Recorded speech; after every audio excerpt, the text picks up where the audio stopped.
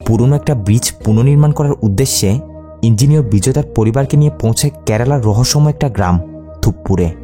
বিজয়রা যখনই তাদের ব্রিজের কাজ শুরু করতে যাবেই তখনই তারা ব্রিজের নিচে পানিতে খুঁজে পায় বহু বছর পুরনো একটা বক্স। যে বক্সটা ওপেন করতেই বক্সের ভিতর থেকে বেরিয়ে আসে একটা বাচ্চার কঙ্কাল। তবে এটা সাধারণ কোনো কঙ্কাল নয়, এর মাথা ছিল দেহের চেয়ে তুলনামূলকভাবে অনেক বড়। লোকমুখে প্রচলিত আছে এই বাচ্চা নাকি একটা রাক্ষসের বাচ্চা। আর এই বক্স পাওয়ার পর থেকেই বিজয়ের হাসি খুশি পরিবার নিমিষের মধ্যেই উল্টে যায়। আসতে শুরু করে একের পর এক টুইস্ট। কি এমন রহস্য লুকিয়ে আছে এই বক্সের পিছনে? কেন এটা খোলার পর থেকেই তাদের সাথে একের পর এক সব আজব রকমের ঘটনা ঘটতে শুরু করেছে? সব কি কোনো ভূত বা রাক্ষসের কাজ, নাকি লুকিয়ে আছে কোনো মাস্টার মাইন্ড? এমনই এক সাসপেন্স টুইস্ট রহস্যে ঘেরা গল্প নিয়ে আজ এক্সপ্লেন করব 2023 সালে কন্নড় ভাষায় মুক্তি পাওয়া মুভি থুপ্পুর। মুভি শুরু হয় বহু বর্ষ আগে ঘন একটা জঙ্গলে একটা বক্স হাতে কিছু লোকদের দেখিয়ে।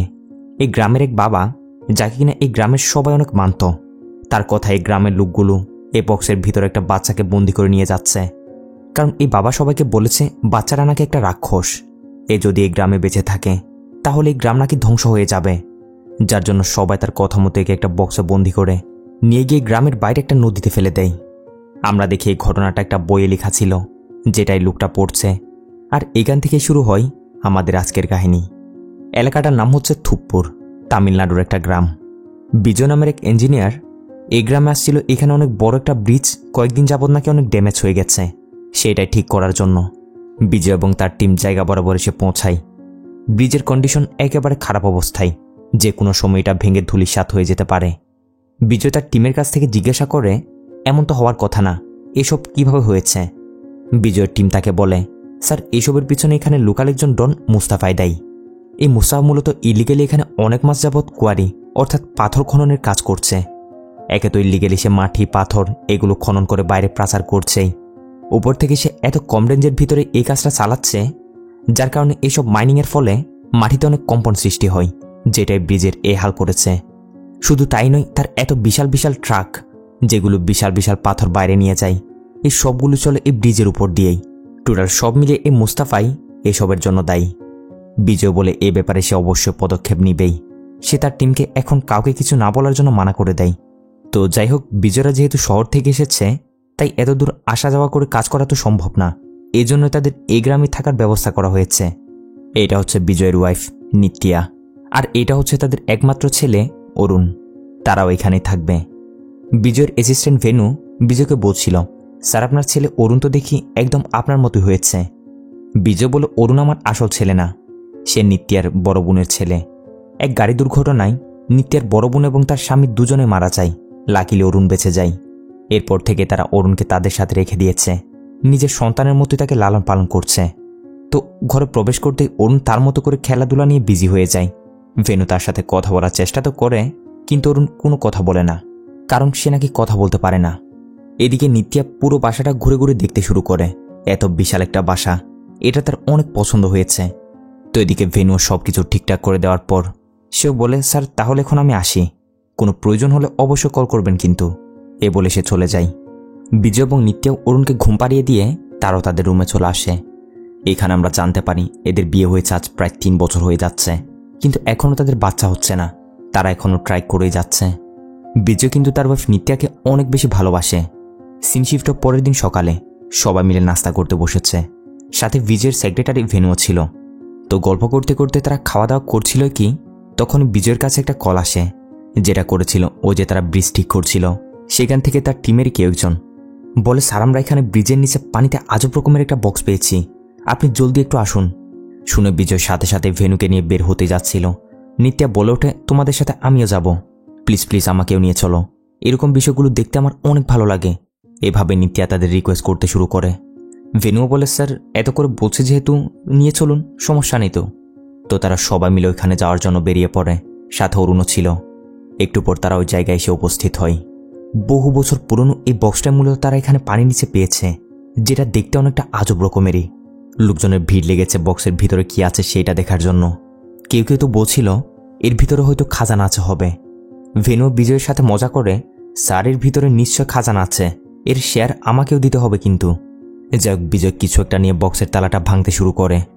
অনেকক্ষণ চেষ্টা করার পর ফাইনালি তালাটা ভেঙে বক্সটা ওপেন করতেই দেখা যায় এর ভিতরে একটা বাচ্চার কঙ্কাল পড়ে আছে, যার মাথাটা ছিল তুলনামূলকভাবে অনেক বড় আর দেহ অনেকটাই ছোট। এই দৃশ্য দেখে উপস্থিত সবাই অনেক ভয় পেয়ে যায়। সবার চেয়ে বেশি ভয় পায় হচ্ছে নিত্যা। আমরা বুঝতে পারি এটা নিশ্চয় মুভি শুরুর ওই বক্সটাই হবে, যেখানে গ্রামবাসীরা এক বাবার কথা মতো একটা বক্স পানিতে ফেলে দিচ্ছিল। এই দৃশ্য দেখে নিত্যা তো এত পরিমাণের ভয় পায়, বিজয়ের পিছনে লুকিয়ে থাকে। যাই হোক, বিজয়রা পুলিশকে ইনফর্ম করলে একটু পর পুলিশ এসে উপস্থিত হয়। বিজয় তার পরিচয় দিয়ে পুলিশটাকে সবকিছু খুলে বলে যে এখানে এরকম কাজ করার সময় তারা এই বক্সটা পেয়েছে। পুলিশটা বলে ঠিক আছে, আমরা এটাকে নিয়ে যাচ্ছি আর বিষয়টা আমরা তদন্ত করে দেখছি। এই বলে তারা বক্সটা নিয়ে চলে যায়। এদিকে আমরা দেখি গ্রামবাসীদের মধ্য থেকে একজন এই সব কিছু দেখে দৌড়ে কোথাও যেতে শুরু করে। আসা হচ্ছে গ্রামের এই লোকটার কাছে। এসে তাকে ছেলেটা যা কিছু দেখেছে সবকিছু বলে দেয়। আর এই লোকটাও সবকিছু জানার পর একদম আশ্চর্য হয়ে যায়। সাথে সাথে ভিতরে এসে সে একটা বই বের করতে শুরু করে, যে বইটাতে মূলত বহু বর্ষ আগে এই ঘটনাটার ব্যাপারে লেখা হয়েছিল। আর মুভির শুরুর দিকে আমরা দেখেছিলাম এই লোকটা মূলত বইটা পড়ছিল। এই লোকটা মূলত গ্রামের একজন সোশ্যাল অ্যাক্টিভিস্ট, নাম হচ্ছে পেরুমাল স্বামী। সিন চলে আসে নিত্যার উপর, যে কিনা বাসায় একা একা তার মতো কাজকাম করছে। আর এদিকে আমাদের মনে হয় যেন কেউ নিত্যার দিকে এগিয়ে আসছে। হঠাৎই এখান থেকে তার সাথে সব আজব রকমের ঘটনা ঘটতে শুরু করে।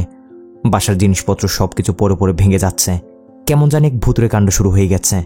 নিত্যা কোনো কিছু বুঝে উঠতে পারছে না, ভয়ে তাড়াতাড়ি সে বাইরে চলে আসে। আর বাইরে শেষে এদিক থেকে ওদিকে ফিরতেই দেখে বৃদ্ধ এক মহিলা দূর থেকে আজবভাবে তার দিকে তাকিয়ে আছে। কিন্তু নিত্যার চোখের পলক পড়তে মহিলাটা সেখান থেকে গায়েব হয়ে যায়। ব্যাপারগুলো নিত্যার একটু আজব মনে হলেও কুইন্সিডেন্স বলে সে মনকে সান্ত্বনা দিয়ে দেয়, আবারও তার মতো কাজে লেগে পড়ে। এদিকে তাদের ছেলে অরুণেরও বিহেভিয়ার কেমন জানি চেঞ্জ মনে হচ্ছে। সিন শিফট রাতে বিজয় তার কাজকাম সেরে বাসায় আসলে নিত্যা তার জন্য একটা ক্যান্ডেল লাইট ডিনার আয়োজন করে। দুজন বসে বসে খাওয়া দাওয়া করছে আর রোম্যান্টিক কথাবার্তা বলছে। এরই মাঝে সেইখানে সকালের ওই বৃদ্ধ মহিলাটা এসে উপস্থিত হয়, যাকে দেখে নিত্যা একটু ভয় পেয়ে যায়। বিজয় ভয় পাওয়ার অ্যাক্টিং করে নিত্যার সাথে একটু দুষ্টুমি করে। পরে অবশ্য বলে এর নাম হচ্ছে শান্তাম্মা। নিত্যাকে কাজে কামে হেল্প করার জন্য বিজয় তাকে রেখেছে। তাছাড়াও বিজয় কাজে চলে গেলে নিত্যা এবং অরুণ বাসায় একা। এখন শান্তাম্মা থাকলে সে একটা সঙ্গী পেল, এটা ভেবে আর কি বিজয়কে কাজে রেখেছে। নিত্যা শান্তাম্মাকে জিজ্ঞাসা করে, সকালে তো আমি আপনাকে দেখেছিলাম, কিন্তু আপনি সেকেন্ডের মধ্যে কোথায় চলে গেছিলেন? শান্তাম্মা বলে, ম্যাডাম আমি তো বিজয় স্যারের সাথে দেখা করতে এসেছিলাম, কিন্তু যখন জানতে পারি সে বাসায় নেই তাই আমি চলে গেছি। বিজয় বলে, ঠিক আছে আপনি এখন বাসায় যান, কাল থেকে কাজে চলে আসেন। শান্তাম্মা যেতে যেতে নিত্যার দিকে কেমন যেন আজবভাবে তাকায়। সিন শিফট হয়ে যায় একদম মধ্যরাতে। হঠাৎই কিছু একটা শব্দে নিত্যার ঘুম ভেঙে গেছে। পানির একটু পিপাসাও পেয়েছে। রুমের বোতলটাতে পানি নেই, যার জন্য সে উঠে কিচেন রুমের দিকে যায় পানি পান করার জন্য। পানি পান করে ফেরার সময় নিত্যা দেখে তাদের বাসার মেইন দরজাটা খোলা আর বাইরে অনেক পরিমাণের ধোঁয়া উঠছিল। এটা দেখে নিত্যা অনেক ঘাবড়ে যায়। বাইরে একটা শব্দ শুনলে তাড়াতাড়ি বাইরে গিয়ে দেখে সেখানে তাদের ছেলে অরুণ রুম থেকে বেরিয়ে এসে সামনের দিকে তাকিয়ে পুতুলের মতো দাঁড়িয়ে আছে। নিত্যা তাড়াতাড়ি তার কাছে ছুটে যায় আর বলে, অরুণ এত রাতে তুমি এখানে কি করছো? অরুণ হাত তুলে সামনের দিকে কিছু একটা দেখিয়ে দেয়। নিত্যা একটু করে সামনে যায়, কিন্তু তার অনেক ভয় করছিল, যার কারণে সে এক মুহূর্ত দেরি না করে অরুণকে নিয়ে তাড়াতাড়ি বাসার ভিতরে চলে আসে। ভিতরে আসতে তার সামনে বিজয় এসে হাজির। বিজয়ের ঘুম ভেঙে গেছিল। জিজ্ঞাসা করে, কি ব্যাপার এত রাতে তোমরা এখানে? নিত্যা বিজয়কে সবকিছু খুলে বলে দেখো না, অরুণ নিজে নিজে আজবভাবে বাইরে এসে এরকম দাঁড়িয়েছিল। বাইরে গেলে আমারও মনে হয়েছে কেউ যেন আছে। বিজয় বলে, এত রাতে ঘুম থেকে উঠে তোমার উল্টাপাল্টা মনে হচ্ছে, সবকিছু তোমার মনের ভুল। আর তুমি তো জানোই অরুণের প্যারাসোমনিয়াস রয়েছে, অর্থাৎ এটা হচ্ছে একটা স্লিপিং ডিসঅর্ডার, মানে ঘুমের মধ্যেই হেঁটে এদিক সেদিক চলে যাওয়া। অর্থাৎ অরুণ ঘুমের মধ্যে ওখানে গিয়ে দাঁড়িয়েছিল। এসব বলে বিজয় নিত্যাকে সান্ত্বনা দিয়ে দেয়। সিন শিফটের পরের দিন সকালে বিজয় তার কাজে চলে যায়। নিত্যা গাছ থেকে ফুল নাকি কি যেন ছিঁড়ছে। ওই সময় শান্তাম্মা তার কাজ আসলে নিত্যা তাকে জিজ্ঞাসা করে, কালকে ব্রিজের নিচে বক্সের ভিতর যে কঙ্কালটা পাওয়া গেছে এটার ব্যাপারে এখানে এক এক লোক এক এক কথা বলছে, আপনি কি এ ব্যাপারে কিছু জানেন? শান্তাম্মা বলে, বেটি এটা তো আমার জন্মের আগের ঘটনা, তেমন একটা তো জানি না, তবে লোকমুখে যেটুকু শুনেছি গ্রামে নাকি একটা রাক্ষস বাচ্চা জন্ম নিয়েছিল, যার মাথাটা ছিল অনেক বড়। সবাই মনে করে এই বড় হলে পুরো গ্রাম ধ্বংস হয়ে যাবে, যার জন্য এক বাবার আদেশ মতো সবাই মিলে তাকে বক্সে ভরে পানিতে ফেলে দেয়। এতদিন পর্যন্ত এটা লোকমুখে বলা একটা কাহিনী ছিল, কিন্তু কাল যখন নিজের চোখে সবকিছু দেখেছি মনে হচ্ছে কাহিনীটা বাস্তব। তবে এখনো পুরোপুরি জানি না আসলে কি ঘটেছিল। এসব শুনে নিত্যা তো আরও ভয় পেয়ে যায়। সিন চলে আসে বিজয়ের উপর, যে কিনা তার কাজে বিজি ছিল। ওই সময় বিজয়ের কাছে এই এলাকার একজন পলিটিশিয়ান কল করে বলে যে তোমার সাথে একটু দেখা করতে চাই, এরকম এরকম জায়গায় চলে আসো। একটু পর বিজয় পলিটিশিয়ানটার কথা মতো এই জায়গায় আসলে আমরা দেখি এটা ছিল মাইনিংয়ের ওই জায়গাটা যেখান থেকে মুস্তাফা ইলিগালি পাথর মাটি এগুলো খনন করছে। এটা হচ্ছে মুস্তাফা, যে কিনা একটা লোককে ধরে খেলাচ্ছিল। মূলত পলিটিশিয়ানটা ছিল মুস্তাফারই লোক। যখন তারা জানতে পারে বিজয় এখানে ব্রিজের কাজ করতে এসেছে, যেন সে তাদের বিরুদ্ধে কোনো অ্যাকশন না নেয়, এই জন্য তারা বিজয়কে ডেকে একটা সেটেলমেন্ট করার সিদ্ধান্ত নিয়েছে। এই বিজয়কে বলছে মুস্তাফার সাথে পাঙ্গা নিয়ে তুমি এখানে কিছু করতে পারবে না। হ্যাঁ, দুজনের জন্য এটাই ভালো যদি আমরা মিলেমিশে এক হয়ে কাজ করি। এসবের মাঝে মুস্তাফা এসে বলে তুমি কোনো চিন্তা করো না, অ্যাডভান্স হিসেবে এই টাকাগুলো রাখো, বাকি বান্ডিলগুলো তোমার বাসায় পৌঁছে যাবে। শুধু এটাই খেয়াল রাখবে আমার নাম এবং আমার কাজের ব্যাপারে উপর মহলে যেন কিছু না পৌঁছে।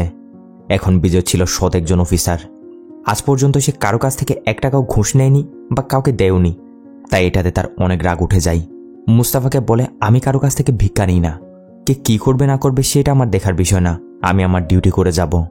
এইটুক বলে বিজয় সেখান থেকে বেরিয়ে যায়। এখন মুস্তাফার মুখের উপর এরকম না করে দেওয়ায় তার প্রচুর পরিমাণে রাগ হচ্ছে। সিন চলে আসে নিত্যার উপর। নিত্যা তার ছেলে অরুণের জন্য খাবার রেডি করে তাকে ডাকছিল, কিন্তু না জানি অরুণ কোথায় চলে গেছে তার কোনো সারা শব্দ নেই। নিত্যা পুরো বাসায় তাকে খুঁজতে খুঁজতে যখন স্টোররুমের দিকে যায়, তখন সে দেখে সেখানে একটা বক্স কেমন করে যেন নড়াচড়া করছে। নিত্যা মনে করে অরুণ হয়তো দুষ্টুমি করে এর ভিতর লুকিয়ে আছে হবে, যার জন্য সে ধীরে ধীরে বক্সটার দিকে এগিয়ে যায়। আর বক্সটা খুলতেই নিত্যা এখানে কিছু একটা দেখে প্রচণ্ড ভয় পেয়ে যায়। সিন কাট হয়ে যায়। একটু পর আমরা দেখি বিজয় বাসায় এসেছে, কিন্তু বাসায় এসে না নিত্যাকে দেখতে পাচ্ছে না অরুণকে। বিজয় তাদের ডাকছিল, বাট কোনো সারা শব্দ নেই। বিজয় নিত্যাকে খুঁজতে খুঁজতে যখন উপরের শেষ স্টোররুমটাতে যায়, তখন সে দেখে নিত্যা সেখানে বেহুশ হয়ে পড়েছিল। বিজয় তাড়াতাড়ি তাকে নিচে নিয়ে আসে, এরপর মুখের উপর পানি ছিটকে তাকে হুঁশও নিয়ে আসে। নিত্যা হুঁশে আসতেই অনেক পরিমাণের ভয় পাচ্ছিল। বিজয়কে বলছিল আমি ওই রুমটাতে ভয়ানক একটা অবয়ব দেখেছি, উপর থেকে অরুণও গায়েব, বিজয় এখানে কিছু না কিছু একটা আছে। এইসব শুনে বিজয় উপরে সেই রুমটাতে যায় নিত্যা কেমন দেখেছে সেটা চেক করার জন্য, কিন্তু এখানে সে তেমন কিছু দেখতে পায় না। নিচে সে নিত্যাকে বলে কই, উপরে তো কিছুই নেই, তুমি খামাখায় ভয় পাচ্ছ, এইসব তোমার মনের ভুল। তো তারা এসব বলছিল কি, তখনই শান্তাম্মা অরুণকে নিয়ে বাইরে থেকে বাসায় আসে। নিত্যা জিজ্ঞাসা করে কি ব্যাপার, আপনি এখানে কোথায় চলে গেছিলেন? আমি পুরো বাসে আপনাদের খুঁজছি। শান্তাম্মা বলে কোথাও না ম্যাডাম, এই তো অরুণকে নিয়ে আমি পাশেরই মন্দিরে গেছিলাম। আবার এসবের মাঝে বিজয় নোটিস করে নিত্যার হাতে ব্যথা লেগেছে, তার হাত থেকে রক্ত পড়ছিল। ও যে বেহুশ হয়ে নিচে পড়ে গেছিল না, ওই সময়ে হয়েছে এটা। বিজয় এক মুহূর্ত দেরি না করে সাথে সাথে নিত্যাকে নিয়ে হসপিটালে চলে যায়। গিয়ে ডক্টরকে সবকিছু বলে। ডক্টর যখন নিত্যাকে চেক আপ করতে শুরু করে, এদিকে তখন হসপিটালে আরও একটা এমার্জেন্সি চলে আসে। বিজয় দেখে এখানে 3 জনকে অনেক খারাপ অবস্থায় হসপিটাল নিয়ে আসা হয়েছে, যার মধ্য থেকে একটা বাচ্চাও ছিল। এদের অবস্থা অনেক খারাপ, অনেক কান্না করছিল তারা। এদেরকে হসপিটাল নিয়ে এসেছিল মূলত গ্রামের ওই সোশ্যাল অ্যাক্টিভিস্ট পেরুমাল। বিজয় গিয়ে জিজ্ঞাসা করে কি হয়েছে এদের, এমন অবস্থা কি করে হয়েছে? পেরুমাল বলে কি আর হবে, এখানে অসহায় লোকদের কপালে এইটাই লেখা আছে। ওই মুস্তফা এখানের অসহায় লোকজনদেরকে ধরে নিয়ে গিয়ে জোর করে তাদেরকে তার মাইনিংয়ে কাজ করায়। সেখানে মাইনিংয়ে বড় বড় পাথর ভাঙার জন্য ব্লাস্ট করা হয়। জানোয়ারের মতো সে এই অসহায়গুলোকে দিয়ে কাজ তো করায়, কিন্তু তাদেরকে কোনো সেফটি দেয় না। এর জন্য তাদের এই অবস্থা। এদেরটা তো সারা যাচ্ছে, কিন্তু কতজনকে যে মুস্তফা ওইখানে দাফন করে দিয়েছে তার কোনো হিসাব নেই। কেউ তার বিরুদ্ধে আওয়াজ তুলতে গেলে সে তাকে শেষ করে দেয়। জানি না কি হবে এই লোকগুলোর। বাই দ্য ওয়ে, তুমি কে? বিজয় পেরুমালকে তার পরিচয় দেয় যে সে এরকম ইঞ্জিনিয়ার, এখানে ব্রিজের কাজ করতে এসেছে। এসব কথাবার্তা বলে নিত্যার ভালো করে ট্রিটমেন্ট করে বিজয়রা সেখান থেকে চলে আসে। ডক্টর বিজয়দেরকে এটাও বলেছে নিত্যা নাকি প্রেগনেন্ট, যার জন্য বিজয়দের খুশি তো কোনো ঠিকানাই নেই। বিজয় তাদেরকে নিয়ে মন্দিরে যায়। এখানে নিত্যা হসপিটালে যে আহত হওয়া লোকগুলোকে দেখেছিল, যারা মুস্তাফার মাইনিংয়ে সেখানে আহত হয়েছিল আর কি, তাদের জন্য আফসোস করছিল। বিজয় বলে আমি মুস্তাফার বিরুদ্ধে অ্যাকশন নেওয়ার জন্য ডিটেলস কালেক্ট করছি, শীঘ্রই আমি উপরের মহলে কমপ্লেন করব। নিত্যা অবশ্য ভয় পাচ্ছে, এরকম গুন্ডার সাথে পাঙ্গা নেওয়া ঠিক হবে না হয়তো। বিজয় তাকে সান্ত্বনা দেয় যে কেউ তার কিছু করতে পারবে না।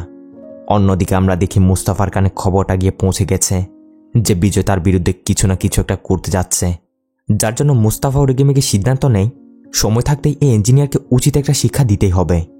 সিন চলে আসে নিত্যার উপর। নিত্যা তার এক বান্ধবীকে কল করে তার প্রেগনেন্সির ব্যাপারে বলছিল, বলে ইয়ার আমার অনেক ভয় করছে। তার বান্ধবীরা তাকে বলে, দেখ ভয় পাস না, আগেরবার নষ্ট হয়ে গেছিল, এবার ভালো কিছুই হবে, আগের কিছু মাথায় রাখবি না আর ভালো মতো নিজের কেয়ার করবি। তারপরও নিত্যার প্রথমবারের কথাটা মনে পড়ে যাচ্ছে। অনেক আশা করেছিল, কিন্তু তারপরও ঠিক মতো হয়নি। এবার সে এটাই দোয়া করে যে কোনো হালতেই এবার যেন তার বাচ্চাটা ঠিকঠাকভাবে হয়। এদিকে আমরা বিজয়কে দেখি, যে কিনা মুস্তাফার বিরুদ্ধে সব ডিটেলসগুলো কালেক্ট করে সেগুলো নিয়ে শহরে যাওয়ার সিদ্ধান্ত নিয়েছে উপরের মহলে কমপ্লেন করার জন্য। বিজয়ের সেক্রেটারি ভেনু অবশ্য তাকে বলছে, স্যার আমার মনে হচ্ছে না এটা ঠিক হচ্ছে, এটাতে আপনাদের কোনো ক্ষতি হবে না তো? বিজয় বলে, আমি কাউকে ভয় পাই না, সবাই যদি ভয় পেয়ে এরকম অন্যের প্রতিবাদ করা থেকে পিছনে সরে আসে তাহলে মুস্তাফার মতো লোকদের তাণ্ডব দিন দিন বেড়ে চলবে, এটাই তো স্বাভাবিক। আমার সামনে এত বড় একটা অন্যায় হবে, এটা আমি কখনোই হতে দিতে পারবো না। এই বলে বিজয় শহরের উদ্দেশ্যে বেরিয়ে পড়ে। সিন শিফট হয়ে যায় রাতে। বিজয় শহর থেকে বাসায় ফিরে এসে দেখে নিত্যারা মন খারাপ করে এভাবে সোফায় বসে আছে। বিজয় গিয়ে কি হয়েছে জিজ্ঞাসা করতেই নিত্যা কান্না করতে শুরু করে দেয় আর বলতে শুরু করে, তোমার যাওয়ার পরপরই ওই গুন্ডা মুস্তাফা এবং তার লোকজন এসে আমাদের অনেক ধমকিয়েছে, আমাদের মারধর করার চেষ্টা করেছে, বলেছে তুমি যদি তার পিছনে লাগো তাহলে আমার পেটে থাকা বাচ্চাটাকেও নাকি শেষ করে দিবে।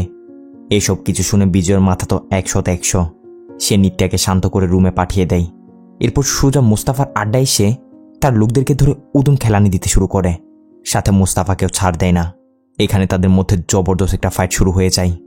বিজয়ের কাছে মার্কে মুস্তাফার লোকজন সবাই তাড়াতাড়ি এখান থেকে পালিয়ে যায়। বাকি ছিল মুস্তাফা। বিজয় মুস্তাফাকে প্রচণ্ড মারধর করে, এমনকি এক পর্যায়ে টেবিলে পড়ে থাকা একটা ছুরি হাতে নিয়ে বিজয় মুস্তাফার দিকে এগিয়ে আসে তাকে একেবারে জানে শেষ করে দেওয়ার জন্য। এভাবে সে তাকে ছুরি দিয়ে মারার চেষ্টাও করে, যার সাথে সাথে সিন কাট হয়ে যায়। কিছুক্ষণ পর আমরা দেখি মুস্তাফা সেখানে মরা পড়ে আছে। পুলিশ খবর পেয়ে ঘটনাস্থলে এসেছে আর এদিক সেদিক তদন্ত করে বিজয়ের ব্যাপারে জানতে পারে। অর্থাৎ মুস্তাফার লোকজন পুলিশকে বিজয়ের ব্যাপারে বলে যে ইঞ্জিনিয়ার বিজয় এরকম এসে তাদের মারধর করেছিল। এসব জানতে পেরে পুলিশ পরের সিনেই বিজয়ের বাসায় গিয়ে উপস্থিত। এসে তারা বিজয়কে থানায় ধরে নিয়ে যায়। এখানে থানা ইন্সপেক্টর মুস্তাফার লোকজনদেরকে ধরে খেলাচ্ছিল, কারণ তার সন্দেহ এরাই হয়তো মুস্তাফার মার্ডার করেছে। বিজয়কে নিয়ে আসা হলে ইন্সপেক্টর বিজয়ের কাছ থেকেও জিজ্ঞাসাবাদ করে, বলে আমার তোমার উপর সন্দেহ, শুধু সন্দেহই না তোমার উপর পাক্কা প্রমাণ রয়েছে যে তুমি গিয়ে মুস্তাফা এবং তার লোকদেরকে মারধর করেছ। বিজয় মুস্তাফার মার্ডারের ব্যাপারে জেনে একটু চমকে ওঠে, বলে কি বলছেন স্যার, আমি মুস্তাফাকে মারিনি। কিন্তু ইন্সপেক্টর তার কোনো কথা শোনে না, তাকে লকআপে ঢুকিয়ে দেয়। এদিকে বিজয়ের সেক্রেটারি ভেনু বিজয়কে বাসায় খুঁজতে এসে নিত্যার কাছ থেকে জানতে পারে বিজয়কে নাকি এরকম পুলিশ নিয়ে গেছে। শুনে ভেনুর সাথে সাথে পুলিশ স্টেশন ছুটে আসে, এসে বিজয়ের সাথে দেখা করে আর তার কাছ থেকে সবকিছু জানতে পারে। এরপর বিজয় এবং ভেনু ইন্সপেক্টরকে অনেক রিকোয়েস্ট করার পর ইন্সপেক্টর বিজয়ের কথা শুনতে রাজি হয়।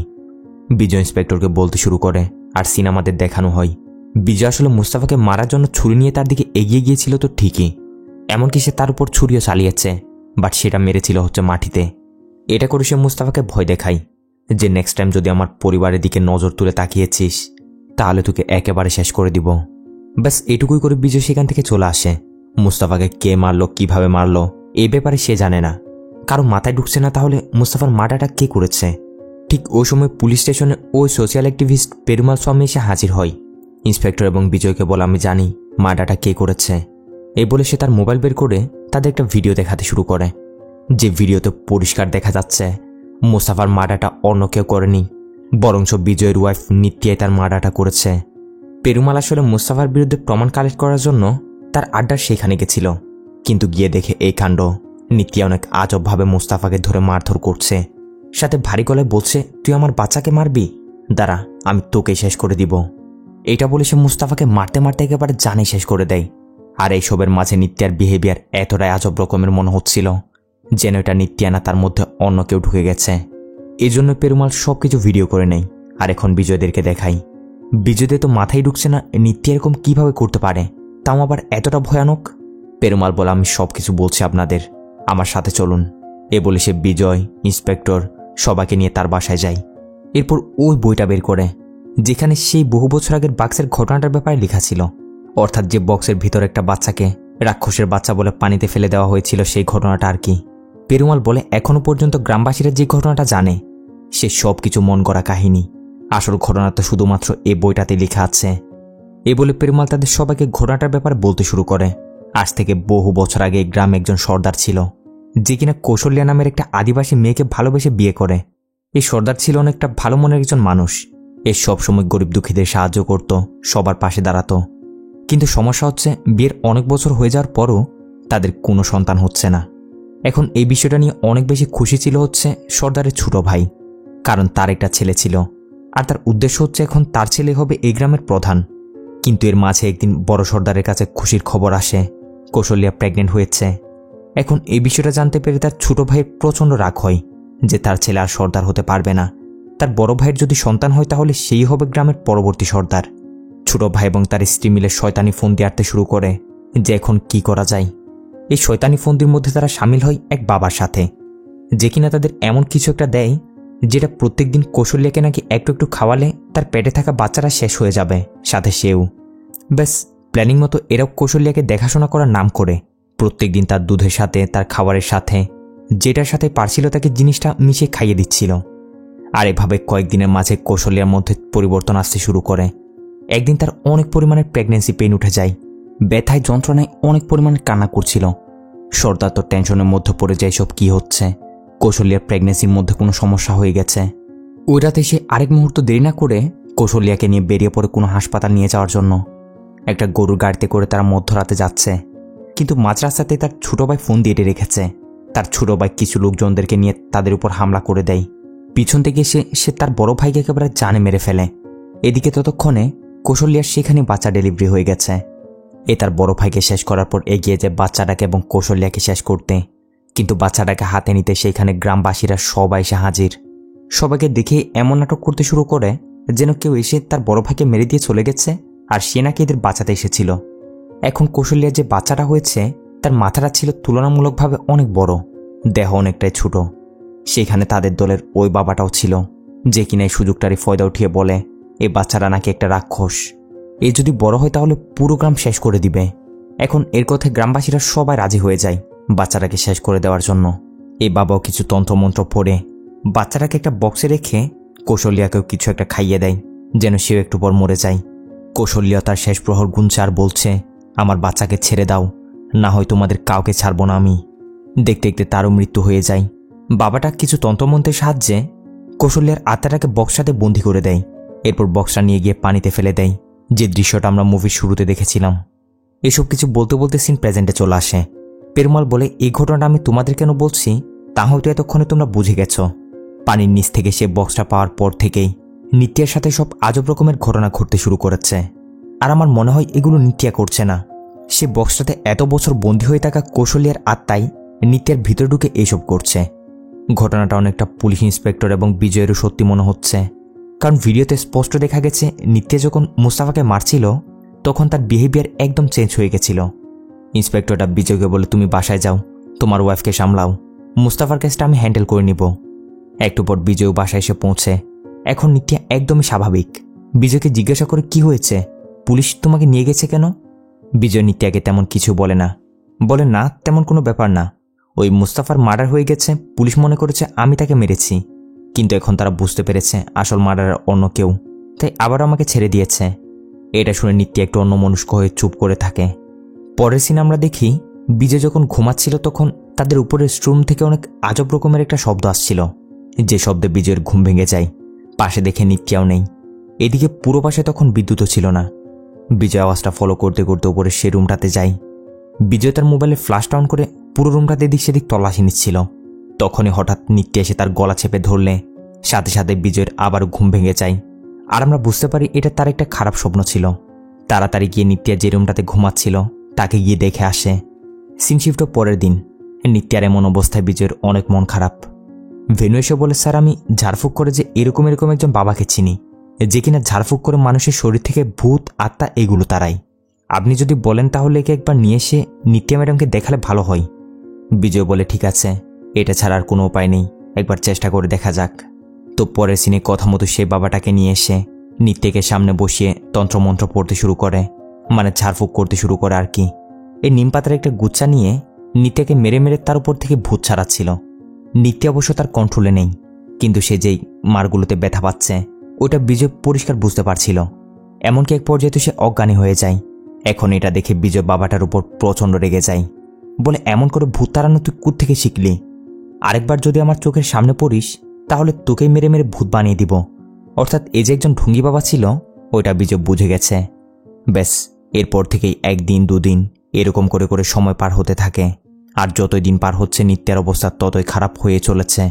কারোর সাথে কথা বলছে না, সব সময় অন্যমনস্ক। নিত্যার এমন হালত বিজয়ের কিছুতে সহ্য হচ্ছে না।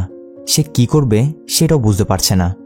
একদিন পেরুমাল এসে বিজয়ের সাথে দেখা করে আর বলে সে এরকম একজন প্রফেসরকে চেনে, যে কিনা এক সময় এসব প্যারানর্মাল বিষয়গুলোর উপর অনেক এক্সপার্ট ছিল। অর্থাৎ সে বিজ্ঞানের সাহায্যে যে কোনো প্যারানর্মাল শক্তিকে কন্ট্রোল করতে পারে, কিন্তু বর্তমানে সেগুলো থেকে রিটায়ার নিয়ে নিয়েছে।